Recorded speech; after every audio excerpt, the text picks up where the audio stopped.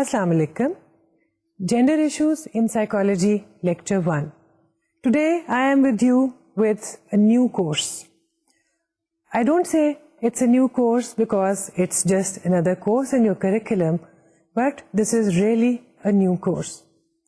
इसको हम एक नया कोर्स इसलिए कह रहे हैं क्योंकि ये एक नया एरिया है, नया डिसिप्लिन है जो साइकोलॉजी में शामिल हुआ और अब पिछले कुछ बरसों में ही इसको साइकोलॉजी के कोर्स के एक पार्ट के तौर पर पढ़ाना शुरू किया गया. Gender studies, women studies, gender issues, gender roles, gender differences, gender equality, gender equity, ये वो तमाम टर्म्स हैं जो आजकल आप अक्सर सुनते हैं. कभी रेडियो पर, टेलीविजन पर, अखबारों में पढ़ते हैं. नई नई रिसर्चेज इन एरियाज में हो रही हैं, लोग इसके बारे में लिख रहे हैं, औरतें अपने हकूक के लिए आवाज़ उठा रही हैं. इन तमाम हालात में जेंडर इश्यूज को साइकोलॉजी के कोर्स का एक हिस्सा बनाना अहम ज़रूरत थी. कुछ लोगों को इसके बारे में कुछ गलत फहमी है, कुछ मिसकंसेप्शंस है. मिसकंसेप्शंस क्या है? जेंडर साइकोलॉजी और psychology of gender issues pertains to only psychology of women. यहाँ हमें ये बात याद रखनी चाहिए कि ये कोर्स या जेंडर का, जेंडर डेवलपमेंट का या जेंडर इश्यूज का कोई भी कोर्स सिर्फ और सिर्फ खवातीन की साइकोलॉजी या साइकोलॉजी ऑफ वुमेन तक महदूद नहीं है. इसमें हम इससे कहीं ज़्यादा चीज़ों के बारे में बात करते हैं. हाँ, बुनियादी तौर पर जिन साइकोलॉजिकल इश्यूज को टच किया जाएगा उसमें औरतों का बार बार जिक्र आएगा, लेकिन इसका मतलब ये नहीं कि मर्द और मर्दों की मखसूस साइकोलॉजी का हम कोई जिक्र नहीं करेंगे. साइकोलॉजी ऑफ जेंडर इश्यूज का फोकस कुछ और है. जेंडर इक्वालिटी भी हमारे जहन में है, जेंडर एक्विटी भी हमारे सामने है. Focus of psychology of gender issues, that is, what factors are responsible for the distinct masculine and feminine roles. This course discusses feminine as well as masculine roles, but primarily feminine roles. Masculine और feminine roles और इसमें बाकी चीज़ों का किरदार हमारा main subject matter होगा जिसके बारे में हम बात करेंगे.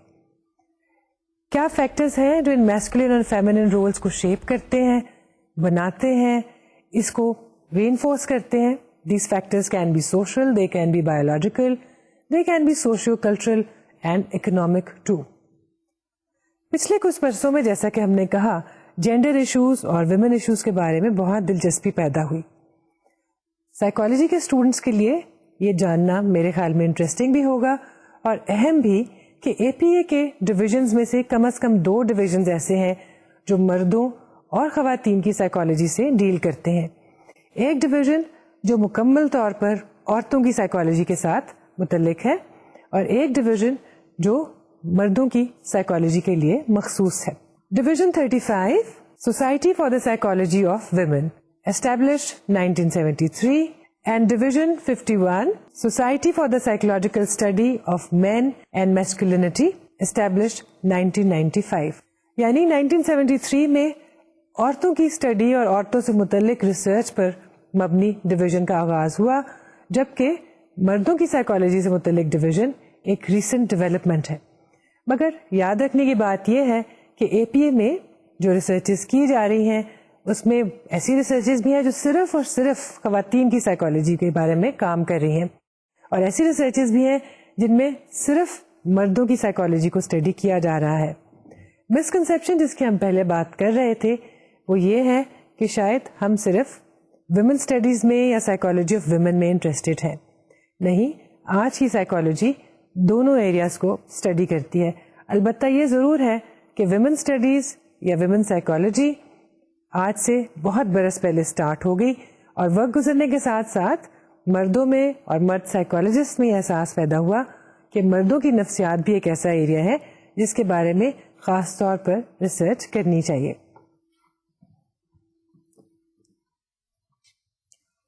आइए सबसे पहले हम देखते हैं कि ये कोर्स जो हम आज शुरू करने जा रहे हैं ये किस किस्म का कोर्स होगा और इसके ऑब्जेक्टिव्स क्या होंगे.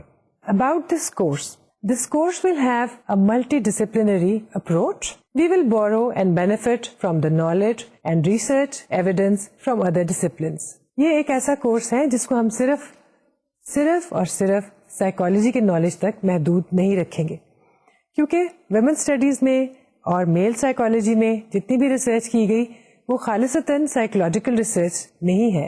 ہاں سائیکولوجیکل ایشوز پر ہے، لیکن اس کے لیے ہمیں جو ایویڈنس اور جو ریسرچ اویلیبل ہے وہ سوشیولوجی سے بھی مل رہی ہے، اینتھروپولوجی سے بھی مل رہی ہے، بایولوجی سے بھی مل رہی ہے، ایتھنالوجی سے بھی مل رہی ہے. The primary focus of the course will be gender issues. However, psychology of women will be touched upon more than issues specific to the psychology of men alone. بنیادی طور پر جینڈر ایشوز کی بات کی جائے گی، لیکن آپ دیکھیں گے کہ اس میں ہم سائیکالوجی آف ویمن کا زیادہ ذکر کریں گے. اس کی وجہ کیا ہے؟ اس چیز کو تو ہم ڈیٹیل میں اس وقت ڈسکس کریں گے جب ہم اس کورس کی اور سائیکالوجی آف ویمن کی ہسٹوریکل پرسپیکٹو کی بات کریں گے اور اس کی ہسٹری ڈسکس کریں گے.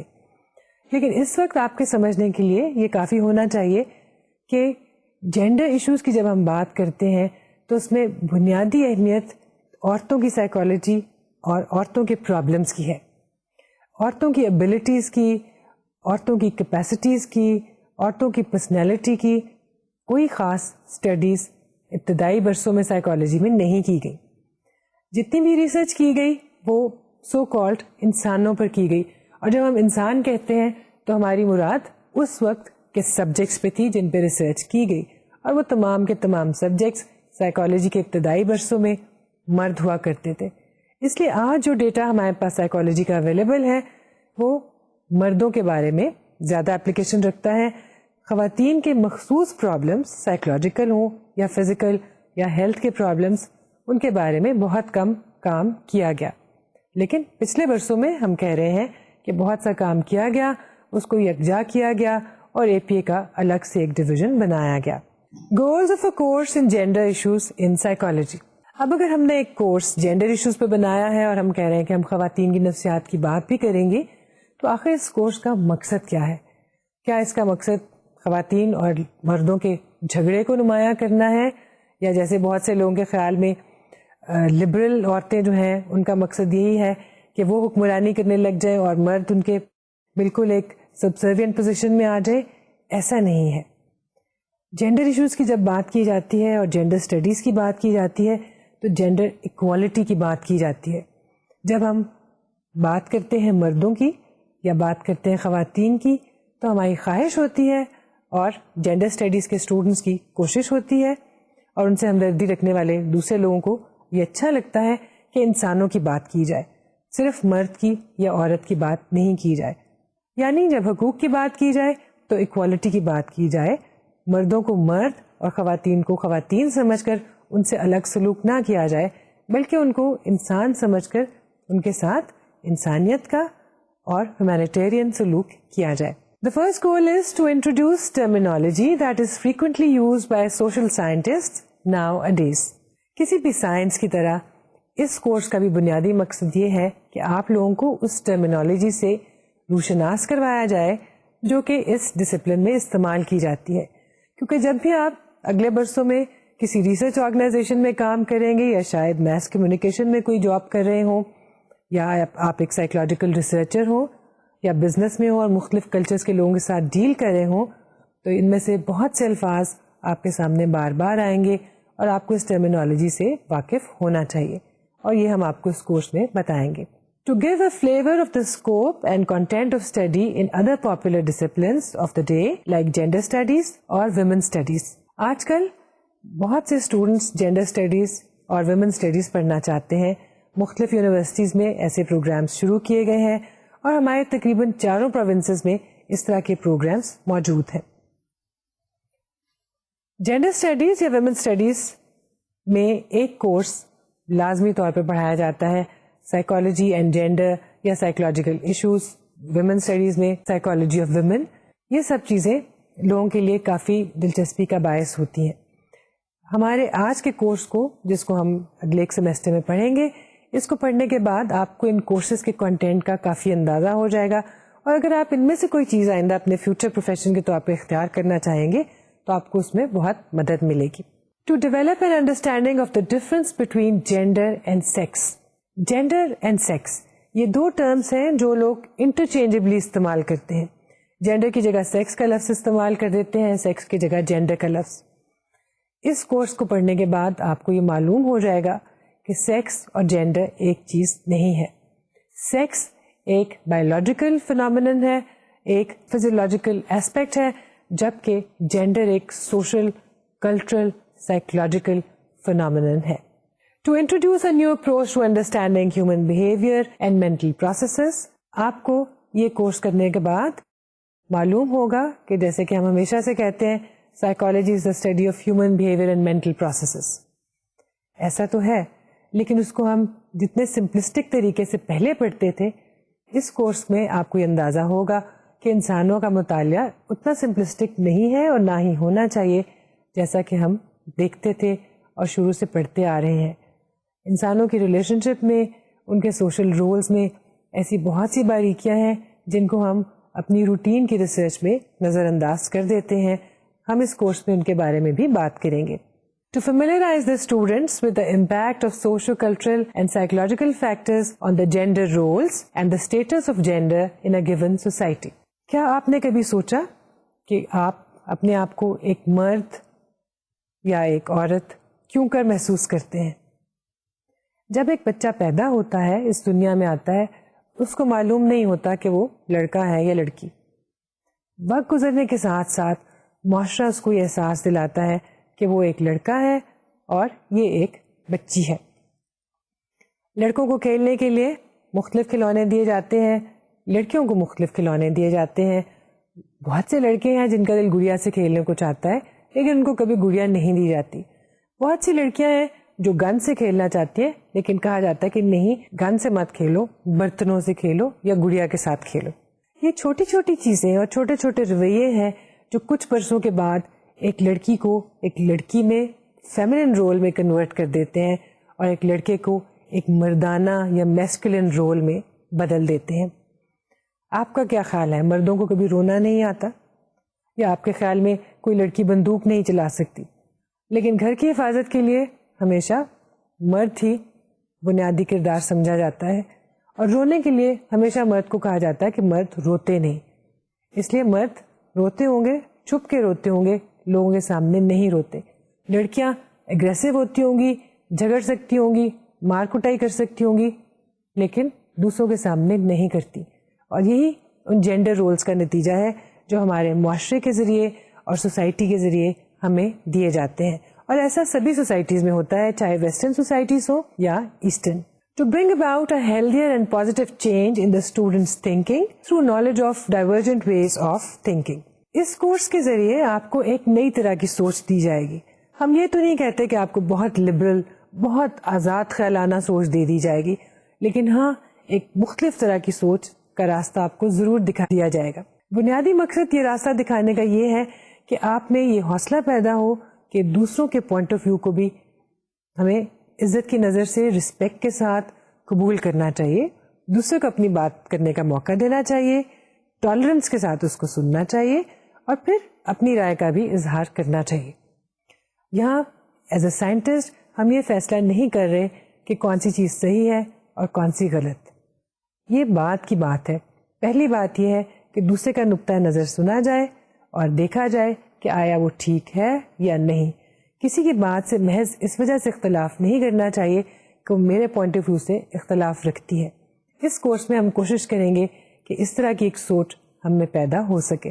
To develop an understanding of gender relations in the society and to create an awareness of abilities, capacities, psychological makeup and problems of women and research methods employed to study these. ہماری کوشش ہوگی کہ آپ میں gender relations کی ایک awareness پیدا ہو, آپ کو معلوم ہو کہ سوسائٹی میں عورت کا جو مقام ہے وہ کیوں کر ایسا ہے, اور مرد اگر ہیڈ آف دا فیملی ہے, ہیڈ آف دا ٹرائب ہے, یا ہم ایک پیٹریارکل سوسائٹی میں, میل ڈومینیٹڈ سوسائٹی میں ہیں, تو ایسا کیوں کر ہے.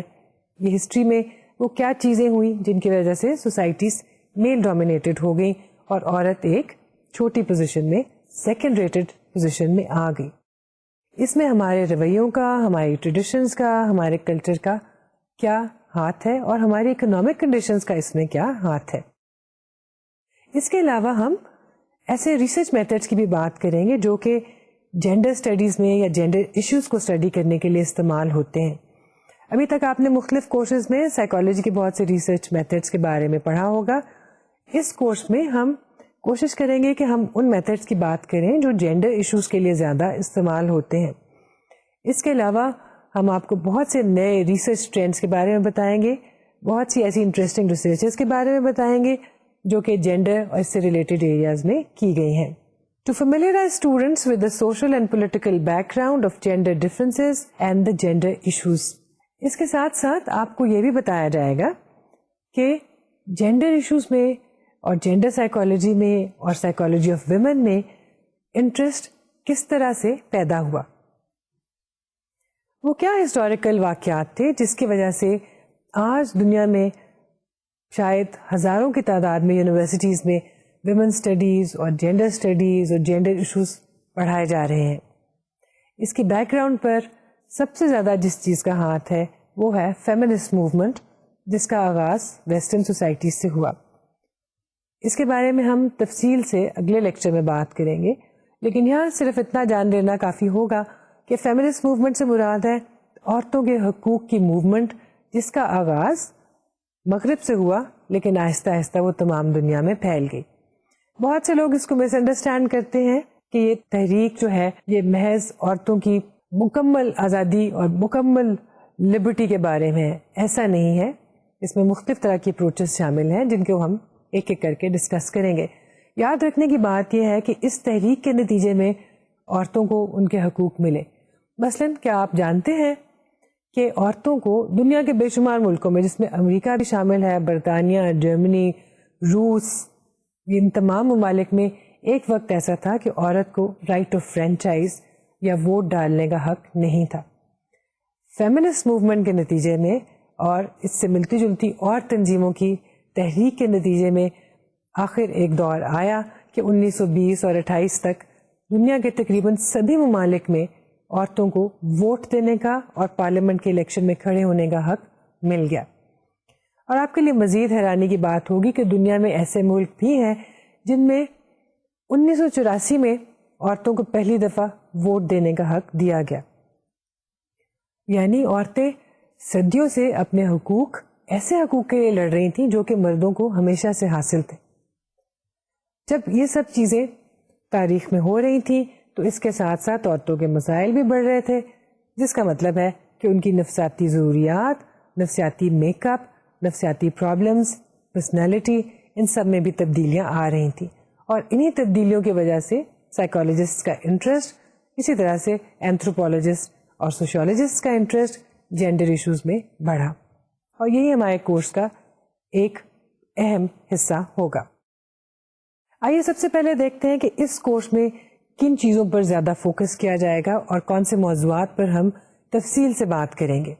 مین فوکس سب سے پہلے تو فیمیل فزیولوجی اور ریپروڈکٹیو ہیلتھ, کیونکہ ہم جانتے ہیں کہ مردوں میں اور خواتین میں جو بنیادی فرق ہے وہ ایک جسمانی فرق ہے. ذہن میں, سوچ میں, مائنڈ جس کو ہم عام لفظوں میں کہتے ہیں, انکانشیس میں, کوگنیشن میں جو فرق ہے وہ ایبسٹریکٹ فرق ہے. جو ظاہری فرق ہے وہ ایک بایولوجیکل فرق ہے. تو سب سے پہلے ہم یہ دیکھیں گے کہ مردوں میں اور عورتوں میں بایولوجیکلی کیا ڈفرینسز ہیں اور کیا ان کی وجہ سے ان کے جینڈر رولز میں بھی کوئی اثر پڑتا ہے. فیمیل کوگنیٹو اسکلس, کیا عورتیں کم ذہین ہوتی ہیں اور مرد زیادہ ذہین؟ آج آپ کو شاید یہ بات عجیب لگے, لیکن جس زمانے میں فنکشنلسٹ اپنی ریسرچ کر رہے تھے اور اس میں انٹیلیجنس ٹیسٹنگ پر اور انڈیویجول ڈفرینسز پہ کام کیا جا رہا تھا, تو بہت سی ریسرچز کے ذریعے یہ شو کیا گیا کہ عورتیں کم ذہین ہوتی ہیں اور مرد زیادہ ذہین ہوتے ہیں. آج کا ماڈرن انسان اور ماڈرن ریسرچر اس میں بلیو نہیں کرتا. یہ ہو سکتا ہے کہ انٹیلیجنس کے کسی پہلو میں مرد زیادہ ذہین ہو اور کسی پہلو میں عورتیں زیادہ ذہین ہوں, لیکن ذہانت یا کوگنیٹو کیپیسٹی میں مردوں اور عورتوں میں کوئی فرق نہیں ہے. بہت سی چیزیں ایسی ہیں جو کہ افواہوں پر, مسکنسیپشنز پر, مس پرسیپشنز پر مبنی ہے. مثلاً کہا جاتا ہے کہ عورتیں ٹاکٹیو ہوتی ہیں, عورتیں بہت زیادہ باتونی ہیں. انڈیویجول لیول پہ دیکھیں تو آپ کو بہت سی عورتیں زیادہ باتیں کرتی دکھائی دیں گی. دوسری طرف یہ بھی حقیقت ہے کہ میل بچوں کے مقابلے میں فیمیل بچیاں جلدی بولنا شروع کر دیتی ہیں. آپ نے اگر اپنی فیملی میں چھوٹے بچے دیکھے ہوں تو بہت سی لڑکیاں 9-10 مہینے کی عمر میں بولنا شروع کر دیتی ہیں، جبکہ چھوٹے لڑکے عام طور پر 1.5 سال کے بعد اور تقریباً 2-2.25 برس کی عمر میں صحیح طریقے سے بولنا شروع کرتے ہیں. جبکہ ریسرچ سے یہ ظاہر ہوا کہ عورتیں کم باتونی ہوتی ہیں اور مرد زیادہ باتونی. مرد زیادہ باتیں کرتے ہیں، جس کا مطلب ہے ایک مسکنسیپشن ہے جو کہ لوگوں کے ذہن میں بہت پختہ ہو گیا ہے. Early socialization into sex roles, یعنی بچوں کی ابتدا ہی سے کس طرح سے تربیت کی جاتی ہے، کس طرح سے ان کو سوشلائز کیا جاتا ہے کہ لڑکے مردوں کی طرح بہیو کرنا سیکھیں اور لڑکیاں عورتوں کی طرح سے. اسٹیریوٹائپنگ ویمن ان میڈیا، ایک بہت ہی دلچسپ حصہ اس کورس کا میڈیا کے امپیکٹ کے بارے میں ہے. اسٹیریوٹائپس کے بارے میں ہم بات کریں گے. آپ نے اگر سوشل سائیکالوجی کا کورس کر لیا ہے یا کر رہے ہیں تو آپ اسٹیریوٹائپ سے واقف ہوں گے. آسان لفظوں میں اسٹیریوٹائپ سے مراد ہے کلچرل اور ٹریڈیشنل فیکٹرز کی وجہ سے عورتوں اور مردوں کے بارے میں ایک مخصوص طرح کے خیالات اپنے ذہن میں بٹھا لینا. جیسے کہ عورتیں زیادہ باتونی ہوتی ہیں، مرد بہت بہادر ہوتے ہیں، مرد رویا نہیں کرتے، عورتیں بہت جلدی ڈر جاتی ہیں، عورتیں کوئی کام سنبھال کر نہیں کر سکتی، عورت حفاظت نہیں کر سکتی، عورت بوجھ نہیں اٹھا سکتی، مرد کبھی نہیں گھبراتا. یہ سب اسٹیریوٹائپس ہیں. اور میڈیا ہمارا کس طرح سے ان کو پروموٹ کرتا ہے. میڈیا میں، خاص طور پہ الیکٹرانک میڈیا میں، ٹیلی ویژن میں، دنیا بھر میں ایسا ہو رہا ہے. عورتوں کو ایک مخصوص طریقے سے ایک مقصد کے تحت پیش کیا جاتا ہے اور مردوں کو ایک مختلف طرح سے. ٹی وی دیکھنے والا آڈینس، خاص طور پہ بچے، ان رول سے متاثر ہوتے ہیں اور بہت سے بیہیویئرز، بہت سی پرسیپشنز، بہت سے ایٹیٹیوڈز انہی رول ماڈل سے سیکھتے ہیں. Cultural determinants of gender differences, یعنی وہ کون سے کلچرل فیکٹرز ہیں، ٹریڈیشنز کا کیا رول ہے، بلیف سسٹمز کا کیا رول ہے کہ ہم اپنے جینڈر رولز اختیار کرتے ہیں. کس طرح سے ایک کلچر جینڈر رولز کو پروموٹ کرتا ہے، شیپ کرتا ہے. اس کے علاوہ ہم اور بھی بہت سی چیزوں کی بات کریں گے. مثلاً work issues, power relationships between men and women. آج کل کے زمانے میں جبکہ ویمن ورک فورس کی تعداد بہت زیادہ بڑھ رہی ہے، زیادہ سے زیادہ خواتین پروفیشنل فیلڈز میں آ رہی ہیں، ہم یہ دیکھتے ہیں کہ مردوں اور خواتین میں بہت سا کمپٹیشن بڑھ رہا ہے. ایجوکیشن کی فیلڈ میں دیکھیں تو ہم دیکھیں کہ لڑکیاں بہت اچھی طرح سے کمپیٹ کر رہی ہیں، بلکہ مردوں سے زیادہ اچھا پرفارم کر رہی ہیں. اسی طرح سے پروفیشنز میں بھی یہی صورتحال ہے. ہمارے پاس کوالیفائڈ عورتوں کی تعداد دنیا بھر میں بڑھتی جا رہی ہے. ویمن ایگزیکٹو جو ہیں تعداد میں بڑھتی جا رہی ہیں. لیکن شاید آپ کو یہ بات معلوم نہ ہو کہ دنیا بھر میں عام طور پر مردوں کو خواتین سے زیادہ سیلری ملتی ہے. سیم کوالیفیکیشنز کے ساتھ، سیم پوزیشن پر، سیم ایکسپیرئنس کے ساتھ اگر دونوں لوگ وہاں پر آتے ہیں تو عورت کو کم تنخواہ کے لیے رکھا جاتا ہے اور مرد کو زیادہ کے لیے. پھر ورک اور اس سے ریلیٹڈ ایک اور چیز یہ ہے کہ دنیا بھر میں جہاں عورتوں کے کام کرنے کا رواج بہت زیادہ بڑھ گیا ہے، وہاں پہ یہ رواج ابھی تک پیدا نہیں ہوا کہ ڈومیسٹک ورک یا گھر کا کام جو ہے وہ بھی مرد اور خواتین دونوں شیئر کریں. ابھی بھی زیادہ تر معاشروں میں، جیسے کہ ہمارا معاشرہ ہے اور بہت سے اور مشرقی معاشرے ہیں، ایون مغربی معاشروں میں بھی توقع کی جاتی ہے کہ گھر کی دیکھ بھال، کچن یا کپڑے استری کرنا یا برتن دھونا بنیادی طور پر ماں کی یا بیوی کی ذمہ داری ہے. جس کا مطلب ہے کہ فیملی کے اکنامک برڈن کو تو کام کرنے والی عورت شیئر کر رہی ہے، لیکن گھر کے برڈن کو اس کے ساتھ اس طرح سے شیئر نہیں کیا جا رہا. نتیجہ کیا ہوا؟ گھر کی اکانومی پہلے سے بہتر ہو گئی، عورت کی سٹریس پہلے سے ڈبل. گھر میں زیادہ پیسے آ گئے لیکن عورت پر ذہنی اور نفسیاتی بوجھ بڑھ گیا. اس کی وجہ سے بھی بہت سے نفسیاتی مسائل پیدا ہوئے، ہم ان کے بارے میں بات کریں گے. دوسری طرف پروفیشنل عورتوں کے لیے جو اپنے کیریئر میں آگے بڑھنا چاہتی ہیں، ایمبیشس ہیں، محنتی بھی ہیں، کوالیفائڈ بھی ہیں، آگے ترقی کے اور پروموشن کے چانسز بہت محدود ہوتے ہیں. بہت کم پرسنٹیج ایسی آرگنائزیشنز کی ہے جہاں پہ عورتیں ٹاپ پوزیشن پر پہنچ سکتی ہوں. ہم گلاس سیلنگ افیکٹ کی بھی بات کریں گے جو بہت سی عورتوں کو جس کا سامنا کرنا پڑتا ہے. گلاس سیلنگ افیکٹ سے کیا مراد ہے؟ اگر آپ ایک 50 منزلہ عمارت کی سب سے نیچے والی منزل پہ کھڑے ہوں اور ہر منزل کی چھت شیشے کی ہو، جب آپ نیچے سے اوپر دیکھیں گے تو آپ کو اوپر تک آسمان دکھائی دے رہا ہوگا، لیکن آپ وہاں تک جا نہیں سکتے کیونکہ آپ کے راستے میں ایک رکاوٹ ہے اور رکاوٹ شیشے کی ہے. You can see through it but you can not go across. عورتوں کو بھی، پروفیشنل عورتوں کو بھی اپنے ورک اور امپاورمنٹ کے راستوں میں اسی چیز کا سامنا کرنا پڑتا ہے. یہ اور اس کی طرح کی اور بہت سی چیزوں کے بارے میں ہم ڈسکشن کریں گے. یہاں پہ آپ کے سوچنے کے لیے ایک چھوٹا سا نقطہ پیش کرتی ہوں. آپ سے بہت سے لوگ ایسے ہوں گے جن کی امی کہیں پہ کام کرتی ہوں گی، پروفیشنل ہوں گی، کسی اسکول میں پڑھاتی ہوں گی، شاید ڈاکٹر ہوں، شاید کھیتی باڑی کرتی ہوں، یا ہاسپٹل میں نرس ہوں، سرجن ہوں، انجینئر ہوں. اور آپ میں سے بہت سے لوگ ایسے ہوں گے جن کی امی گھریلو خاتون ہیں، گھر پہ کام کرتی ہیں. اگر آپ کے ہاں کوئی سروے کرنے والے لوگ آ جائیں اور آپ سے سوال پوچھیں یا آپ کی امی سے سوال پوچھیں کہ آپ کیا کرتی ہیں، تو اگر تو وہ پروفیشنل ہے وہ کہیں گی میں ڈاکٹر ہوں، میں ٹیچر ہوں، میں انجینئر ہوں. اگر وہ گھریلو خاتون ہے تو وہ کہیں گی میں کچھ نہیں کرتی. اسی طرح سے آپ سے کوئی پوچھے کہ آپ کی امی کیا کرتی ہیں تو آپ کہتے ہیں وہ کچھ نہیں کرتی. آپ کی امی ایسا نہیں ہے کہ کچھ نہیں کرتی، وہ گھر سے باہر کام نہیں کرتی. لیکن ڈائلما یہ ہے دنیا بھر میں، صرف پاکستان میں نہیں، دنیا کے ہر ملک میں ایسا ہے کہ گھر میں کام کرنے والی خاتون کو، خاتون خانہ کو، ہاؤس وائف کو نان ورکنگ وومن کہا جاتا ہے، جیسے کہ وہ کچھ کام نہیں کرتی. حقیقت یہ ہے کہ وہ گھر کے مردوں سے زیادہ کام کرتی ہے. آپ کو سوچنے کے لیے نقطہ اس لیے دیا تاکہ آپ آئندہ یہ سوچ سکیں کہ آپ کی امی اگر باہر کام نہیں کرتی تو وہ گھر میں بہت سے کام کرتی ہیں.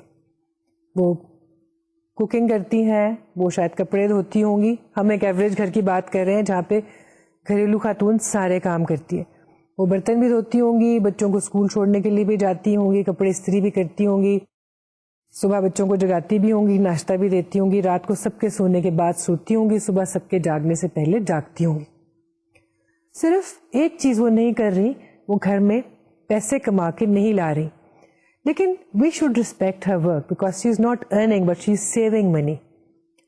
شی is not bringing money into the family but she is saving money from going out of the family. جتنے کام ایک گھریلو خاتون کرتی ہے، اگر وہ سب کام کرنے کے لیے الگ الگ سے آپ نے ایک آیا اور ایک صفائی کرنے والا شخص، ایک ڈرائیور، ایک چوکی دار، ایک کک، ایک کپڑے استری کرنے یا دھونے والی عورت رکھی ہوتی تو آپ نے بہت سے پیسے خرچ کیے ہوتے. یہ بتانا اس لیے مقصود ہے کہ ہم گھریلو عورت کے کام کی رسپیکٹ نہیں کرتے اور دنیا بھر میں اس کے کام کو کہیں پر بھی شمار نہیں کیا جاتا، جبکہ ایک گھریلو عورت ایک ہفتے میں شاید کام کرنے والی عورت اور مرد سے کہیں زیادہ کام کرتے ہیں. فارمل کام کرنے والے مرد و خواتین عام طور پر دن میں 6 سے 8 گھنٹے کام کرتے ہیں، جو کہ 48 گھنٹے بن جاتے ہیں یا 50 گھنٹے. لیکن ایک گھریلو عورت 70 یا 72 گھنٹے بھی کام کرتی ہے، ان سے بہت زیادہ. جس کا مطلب ہے جب ہم ورک اور امپاورمنٹ کی بات کریں گے تو ہمیں یہ بھی دیکھنا ہوگا کہ عورتوں کے کام کی کس طرح سے قدر کی جانی چاہیے اور ان کے لیے کیریئر اوپننگز کس طرح سے کھلی چھوڑنی چاہیے اور نئی اوپننگز بنانی چاہیے. Psycho social factors in women empowerment.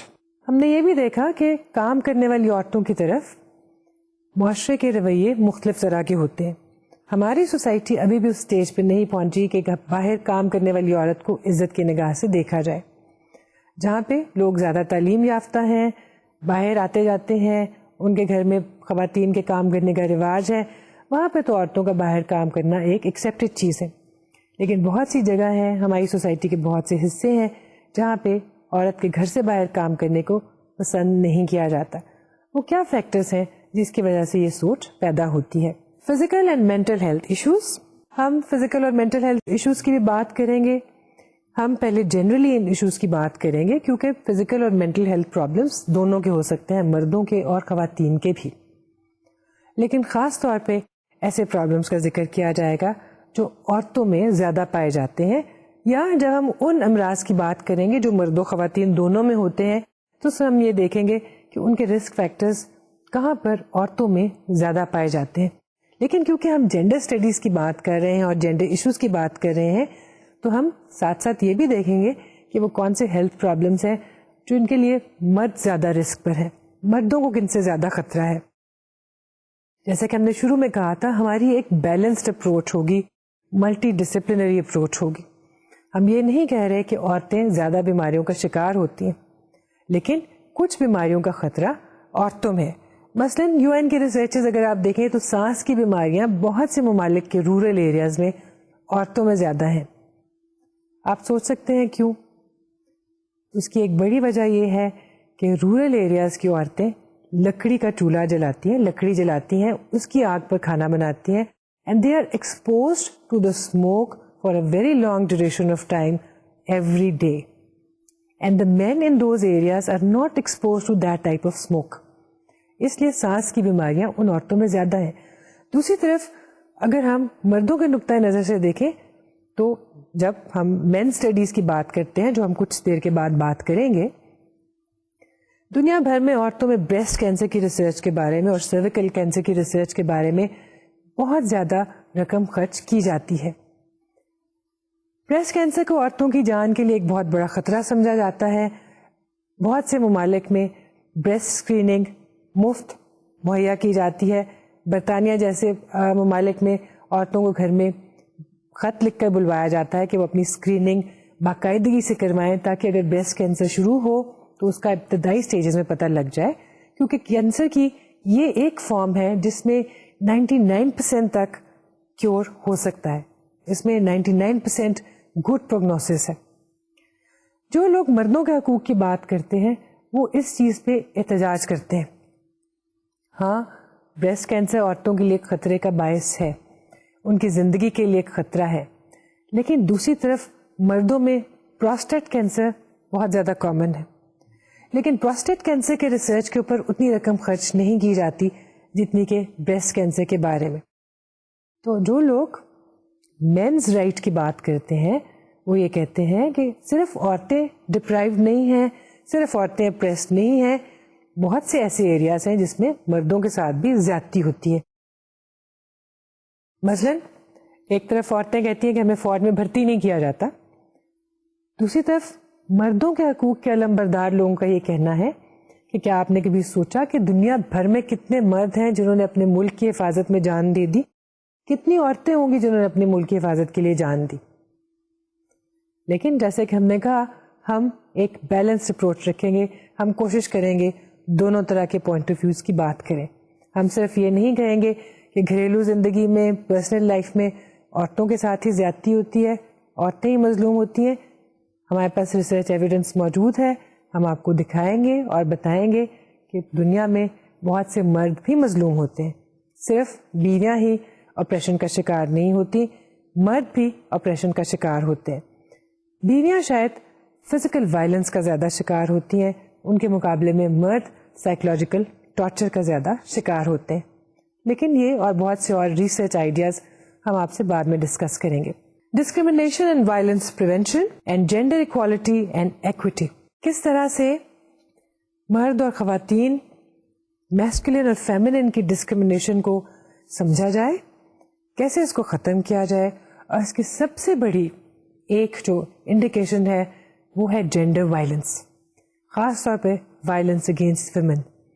کس طرح سے ہم وائلنس اگینسٹ ویمن کو سمجھ سکتے ہیں، اس کے روٹ کازز کو پہچان سکتے ہیں، کس طرح سے اس کو روکنے کی کوشش کر سکتے ہیں، اور اس میں ہم کس طرح سے دیکھتے ہیں کہ دوسری عورتیں بھی وائلنس اگینسٹ ویمن کا ایک حصہ ہوتی ہیں. مرد تو اس کا ایک پارٹ ہے ہی، لیکن ہم یہ نہیں کہہ سکتے کہ وائلنس اگینسٹ ویمن میں دوسری عورتوں کا کوئی ہاتھ نہیں ہوتا. وائلنس کو سمجھنا اور وائلنس کے بارے میں ریسرچ کرنا آج کل کے فیورٹ ریسرچ ایریاز میں سے ایک ایریا ہے. یہ تو تھی کچھ باتیں اس کورس کے بارے میں. جیسا کہ ہم نے پہلے کہا تھا، ہمارا ایک مقصد آپ کو ایک بیسک ٹرمینالوجی بھی دینا ہے. جینڈر ایشوز کا کوئی کورس کرنے کے بعد یا اپنی کوئی ڈگری جینڈر اسٹڈیز میں یا ویمن اسٹڈیز میں لینے کے بعد آپ ایسے ایریاز میں کام کریں گے جہاں پہ ریسرچ کی جا رہی ہوگی. موسٹ پرابلی انٹرنیشنل آرگنائزیشنز میں یا این جی اوز میں اور گورنمنٹل سیکٹر میں آپ کو کام ملے گا. آپ اس میں ریسرچ کر رہے ہوں گے, رپورٹ رائٹنگ کر رہے ہوں گے, پڑھ رہے ہوں گے, پروگرامز بنا رہے ہوں گے, فیزیبلٹیز بنا رہے ہوں گے.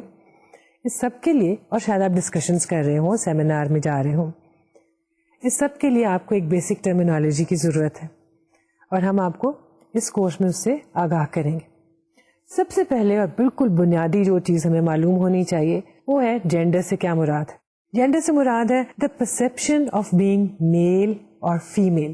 آپ سائیکالوجی کے اسٹوڈینٹس ہیں اور آپ جانتے ہیں پرسپشن سے کیا مراد ہے.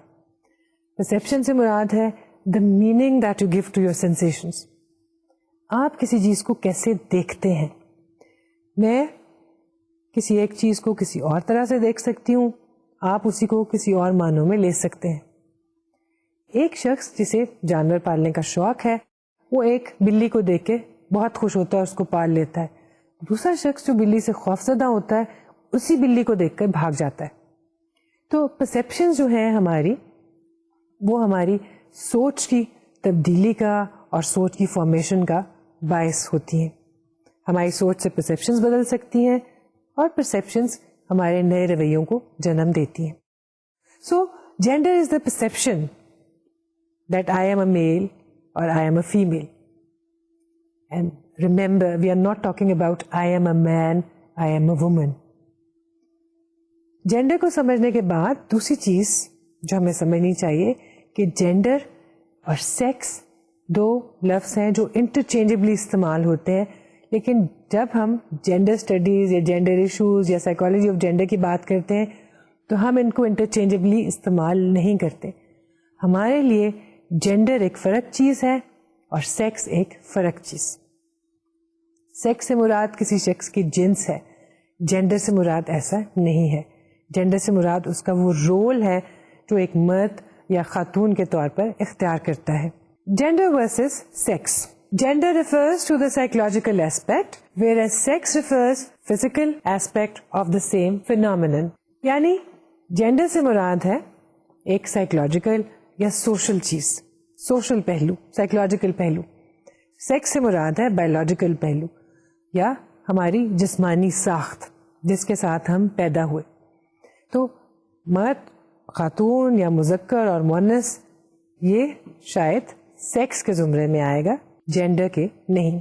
Biologically based distinctions between males and females are referred to as sex of the person. Gender refers to culturally constructed categorization of maleness and femaleness or masculinity and femininity. یعنی ہمیں masculinity اور femininity کون دیتا ہے؟ اگر کوئی مرد گلابی رنگ کے کپڑے پہن کر جا رہا ہو تو لوگ کہتے ہیں بڑا فیمنن لگ رہا ہے, اور کسی لڑکی نے مردوں جیسے کپڑے پہنے ہو تو کہتے ہیں بڑی میسکولن ہے. اگر آپ نے ٹام بوائز دیکھی ہوں گی, بہت سی لڑکیاں جو لڑکوں کی جیسے بال کٹواتی ہیں, اس طرح کے کپڑے پہنتی ہیں, اپنی ہم عمر دوسرے لڑکوں کے ساتھ کھیلتی بھی ہیں, لوگ کہتے ہیں کہ یہ بہت لڑکوں جیسی ہے. لڑکا نہیں ہے, لڑکوں جیسی ہے. اور بہت سے لڑکے آپ نے ایسے دیکھے ہوں گے جن کے گھر میں اور کوئی مرد نہیں ہوتا, بہت سی بہنیں ہیں, ایک ہی بھائی ہے, بھائی سب سے چھوٹا ہے, بہنیں پالتی ہیں, اس کو اپنی پسند کے کپڑے پہناتی ہیں, وہ تھوڑا تھوڑا ان کی طرح سے بولنا اور چلنا پھرنا بھی شروع کر دیتا ہے, اور لوگ کہتے ہیں یہ کتنا لڑکیوں جیسا ہے. تو لڑکیوں جیسا ہونا یا لڑکوں جیسا ہونا, اب یہ جیسا کا کانسیپٹ کیا ہے, یہ کہاں سے آیا؟ جب ہم لوگ پیدا ہوتے ہیں تو بچہ, ایک میل بچہ اور ایک فیمیل بچی ہوتے ہیں. یہ کانسیپٹ کیسے آتا ہے کہ میسکولینٹی کیا چیز ہے اور فیمینینٹی کیا چیز ہے؟ Who makes us behave as males or females?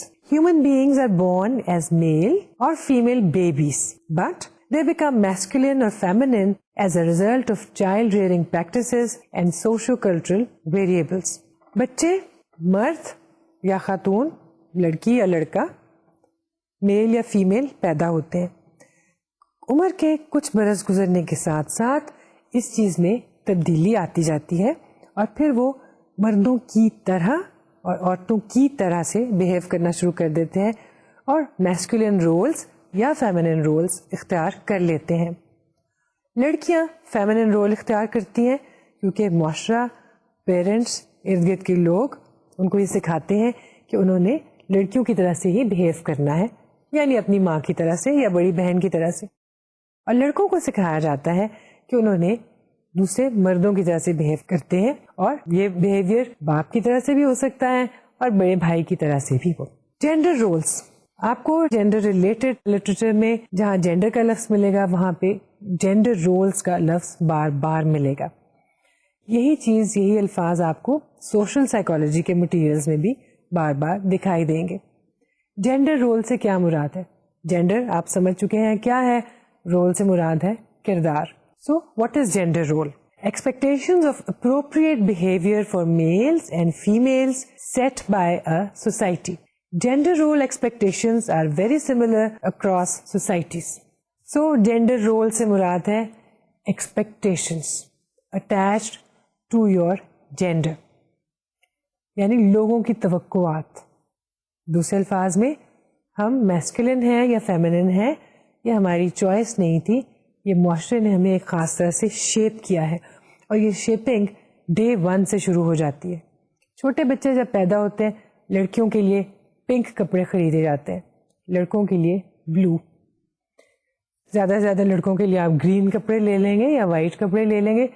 Pink کپڑے یا ریڈ کپڑے ہم لڑکوں کو نہیں پہناتے، جس کا مطلب ہے پہلے روز سے یہ طے کر لیا گیا ہے کہ اس بچے کو ہم نے اس طرح کا بنانا ہے اور ان کے رویے کو ہم نے شیپ کرنا ہے. اگر آپ کو آپرنٹ کنڈیشننگ یاد ہو اور شیپنگ یاد ہو تو آپ کو یقیناً یہ معلوم ہوگا کہ شیپنگ میں ہم ری انفورس کرتے ہیں. شروع میں جب کسی کو کوئی چیز سکھائی جاتی ہے تو اس کو بار بار ریوارڈ کیا جاتا ہے، اور جب وہ سیکھ جائے اور غلطی کرے تو اس کو پنش کیا جاتا ہے. بالکل اسی طرح سے جینڈر رولز کو بھی ری انفورس کیا جاتا ہے، اور جہاں کہیں بچہ اس سے ادھر ادھر جانے کی کوشش کرے اس کو ڈانٹ ٹپٹ کی جاتی ہے اور اس کے ساتھ سختی بھی کی جاتی ہے اگر ضرورت ہو تو. جینڈر ڈفرینسز، جینڈر لٹریچر میں ایک لفظ جو آپ کو اور دکھائی دے گا وہ ہے جینڈر ڈفرینسز، یعنی دونوں جینڈرز کے آپس کے ڈفرینسز. یہاں ڈفرینسز سے مراد اختلاف نہیں ہے، لیکن دونوں جینڈرز کس طرح سے دور ہیں، کن چیزوں پر مختلف ہیں، اس کو ہم جینڈر ڈفرینسز کہتے ہیں. سو gender differences means actual differences between males and females in terms of average capacity, ability or typical behavior.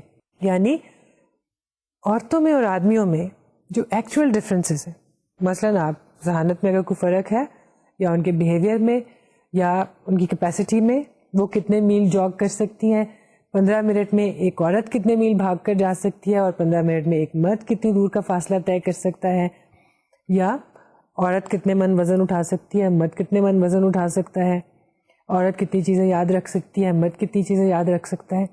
یہ چیزیں جو ہیں یہ ایکچوئل ڈفرینسز ہیں جو جینڈرز کے بیچ میں پائے جاتے ہیں. کچھ ڈفرینسز بایولوجیکل میک اپ کی وجہ سے ہیں.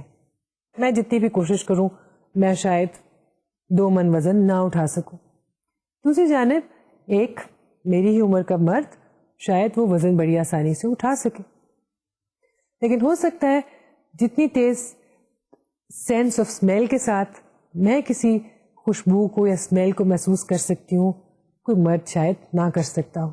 سو these are the differences in actual capacity, actual ability between men and women.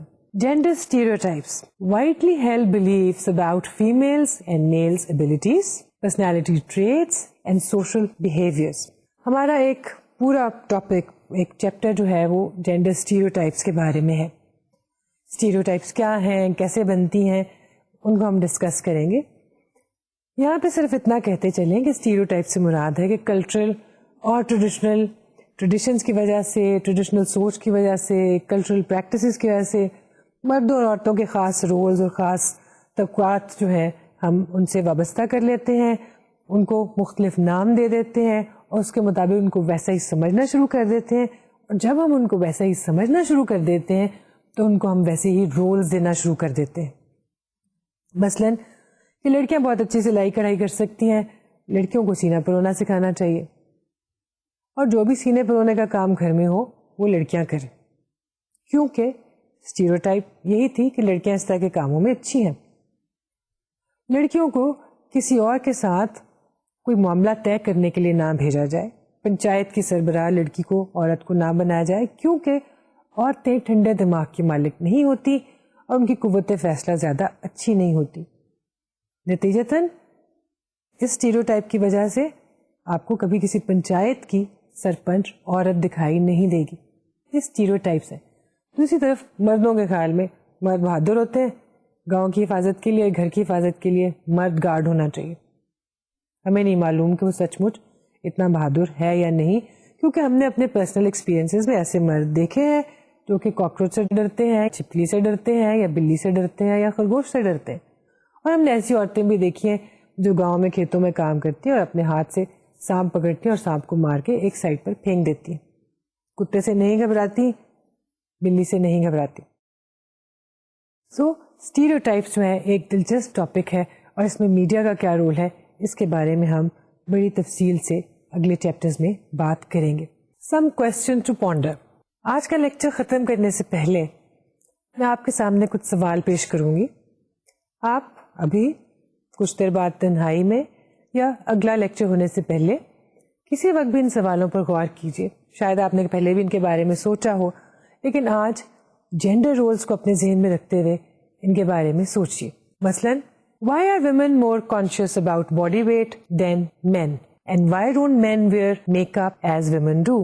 آپ کو بے شمار عورتیں دکھائی دیں گی جو اپنے وزن کے بارے میں کانشیس ہیں، ویٹ لوز کرنا چاہتی ہیں، دبلی ہونا چاہتی ہیں. آئیڈیل اسٹینڈرڈ کے مطابق وہ آلریڈی انڈر ویٹ ہیں، پھر بھی ناخوش ہیں. ان کے خیال میں ان کو مزید تھوڑا سا پتلا ہونے کی ضرورت ہے. دوسری جانب مرد میک اپ کیوں نہیں کرتے؟ کیا اس چیز کا تعلق جینڈر رولز کے ساتھ اور جینڈر اسٹیریوٹائپس کے ساتھ ہے؟ پھر دیکھتے ہیں can men become good mothers? Why are women not hired as guards? کیا اگر ایک مرد کو بچے کی پرورش کی نگہداشت کی ذمہ داری دے دی جائے تو کیا ایک اچھی ماں ثابت ہو سکتا ہے؟ ہاں یا نہیں؟ اور اسی سے ریلیٹڈ ایک چیز ہے، جب عدالتیں بچوں کی کسٹڈی کا فیصلہ کرتی ہیں تو بچوں کی کسٹڈی عام طور پر ماں کو کیوں دی جاتی ہے؟ مردوں کے حقوق کی تنظیمیں اس چیز پہ بہت اعتراض کرتی ہیں کہ عورتوں کو کسٹڈی دے دی جاتی ہے لیکن باپ کو بچے کی کسٹڈی عام طور پہ نہیں ملتی. لیکن کیا وہی سوال دوبارہ سے، کیا مرد ایک اچھی ماں ہم اس کو کہہ رہے ہیں جو بچے کی دیکھ بھال کر سکے، کیا مرد ایک اچھی ماں ثابت ہو سکتا ہے یا نہیں؟ اگر نہیں تو کیوں نہیں ہو سکتا، اور کیا کیا جائے تو ماں ثابت ہو سکتا ہے؟ Why no men stitch clothes at home but most professional tailors are men. پہلی بات ہے کہ عورتوں کو گارڈ کے طور پہ کیوں نہیں رکھا جاتا، کیونکہ خیال کیا جاتا ہے کہ وہ گھر کی حفاظت نہیں کر سکتی، جبکہ ہم نے بہت سی عورتوں کو دیکھا ہے جو دیہاتی علاقوں میں رہتی ہیں، تنہا ہوتی ہیں، اپنے بچوں کی حفاظت کرتی ہیں، اپنے مویشیوں کی حفاظت کرتی ہیں اور اپنے سرانے بندوق رکھ کے بھی سوتی ہیں. لیکن کیوں ایسا ہے کہ ٹیکسی ڈرائیور بھی عورتیں نہیں ہوتی اور گھر کی گارڈ بھی عورتیں نہیں ہوتی؟ کیا اس میں جینڈر رولز کا تعلق ہے یا واقعی عورتیں فزیکلی اور مینٹلی اس قابل نہیں ہوتی کہ ان کو یہ ذمہ داری سونپی جائے؟ اور پھر کیا وجہ ہے کہ دنیا بھر میں جو بہترین ڈیزائنرز ہیں، بہترین ٹیلرز ہیں، وہ مرد ہیں، لیکن گھر میں کوئی مرد کپڑے نہیں سیتا؟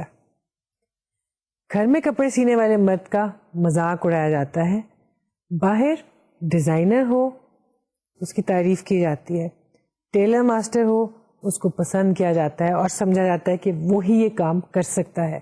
درزن کو ہم اچھی پروفیشنل نہیں سمجھتے. یہ آئیڈیا کہاں سے آیا؟ اور اسی طرح سے آپ دیکھتے ہیں کہ دنیا بھر میں اچھا کھانا پکانے والے لوگ، اچھے شیفز مرد ہوتے ہیں، لیکن گھر میں ہمیں شاذ و نادر ہی کوئی مرد کھانا پکاتے ہوئے دکھائی دیتا. نہ ہی کبھی دوستوں کی محفل میں بیٹھے ہوئے آپ کو اپنے بھائی یا اپنے ابا دوسروں کو کھانے کی ریسیپیز بتاتے ہوئے دکھائی دیں گے، جبکہ آپ کی امی اکثر یہ کر رہی ہوں گی. لیکن جب پروفیشنل شیفز کی باری ہوگی، بڑے ہوٹلز میں آپ جائیں گے یا انٹرنیشنل کمپٹیشنز ہو رہے ہوں گے، تو شیف عام طور پہ صرف مرد ہوگا. Why are women considered talkative whereas on average men talk more? خیال ہے کہ عورتیں باتونی ہوتی ہیں، ریسرچ سے ظاہر ہوا کہ مرد زیادہ باتیں کرتے ہیں لیکن بدنامی عورتوں کی ہے. اور ایک آخری سوال, why men beat their wives and we never hear any woman beating his husband?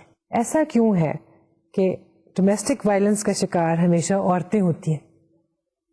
کبھی ہم نے مرد کو at least physical domestic violence کا شکار ہوتے ہوئے نہیں دیکھا. کیا یہ سب چیزیں ہمیشہ سے ایسی تھیں, پیدائشی طور پہ ہم ایسے ہی تھے, یا معاشرے نے ہمیں ایسا بنایا؟ اور آخر ایسی کیا چیز تھی جو معاشرے کو ہمیں اس طرح کے رولز دینے کی ضرورت پیش آئی؟ آج کے لیکچر میں ہم نے آپ کو اس کورس کی ایک بیسک بیک گراؤنڈ دینے کی کوشش کی, آپ کو ایک آئیڈیا دینے کی کوشش کی کہ ہم اس میں آپ کو کن چیزوں کے بارے میں بتائیں گے. ان میں سے یقیناً بہت سی چیزیں آپ کے لیے انٹرسٹنگ بھی ہوں گی, نئی بھی ہوں گی, ایکسائٹنگ بھی ہوں گی. کچھ سے آپ کی سوچ کی نئی راہیں کھلیں گی, کچھ کے بعد آپ نئے طریقے سے چیزوں کو جانچنا شروع کریں گے, اور شاید کچھ کو سننے کے بعد آپ اپنی اسٹڈی اور اپنا مطالعہ زیادہ واسٹ کر دیں. آپ کو شاید یہ شوق پیدا ہو کہ آپ انٹرنیٹ پہ اس کے بارے میں پڑھیں, کتابوں میں سے پڑھیں, میڈیا سے اس کے بارے میں جانیں. آئندہ لیکچر میں آپ کو ہسٹوریکل بیک گراؤنڈ بتایا جائے گا کہ جینڈر اسٹڈیز اور جینڈر ایشوز اور ویمن اسٹڈیز کا آغاز کس طرح سے ہوا, سائیکالوجی کی ہسٹری میں ان چیزوں پر کبھی کام کیا گیا یا نہیں کیا گیا, اور ارلی اسکولز آف تھاٹ میں جینڈر ایشوز کو کیسے ٹیکل کیا گیا. اور اس کے بعد پھر ہم آپ کو ریسرچ میتھڈ کی طرف لے جائیں گے کہ جینڈر ایشوز کو اسٹڈی کرنے کے لیے کون سے ریسرچ میتھڈ استعمال ہوتے ہیں. یہ سب کچھ اگلے لیکچر میں, اس کے بعد آنے والے لیکچرز میں. تب تک کے لیے اجازت دیجیے. اللہ حافظ.